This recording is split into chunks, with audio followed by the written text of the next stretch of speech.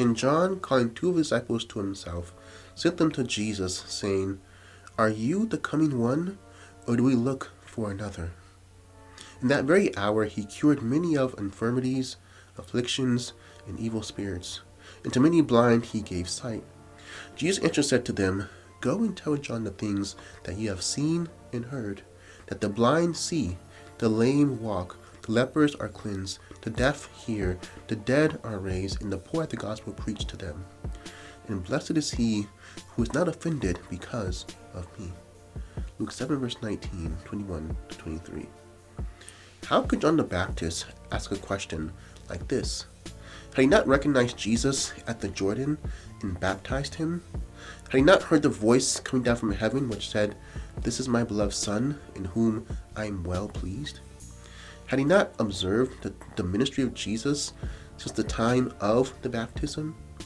Did he not have the testimony of the prophets regarding the coming Savior? We can only understand John's doubts in the view of the weakness of human nature. He was in prison, and there was no prospect of him ever being released. His former life was long gone. His followers were scattered. The days and nights were long. It's no wonder, then, that he doubted. Throughout the centuries, numerous individuals, and fine ones at that, have been assailed by the sudden moods of doubt and fear. Listen to this confession. Though God has often visited my soul for a blessed disclosure of himself, yet afterward I've been so filled with darkness that I could even not conceive the God or the comfort by which I have been once refreshed. Who said that? John Bunyan, the author of Pilgrim's Progress. Or maybe this one.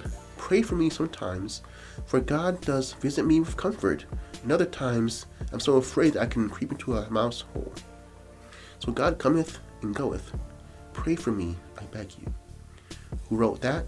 Hugh Latimer, the English bishop who was in 1555 suffered martyrdom at Oxford. It is a source of encouragement for us, ordinary mortals, to know that the best of men have had their dark days. Jesus responded to John the Baptist's doubt by supplying him with additional proofs that he really was the one that should come.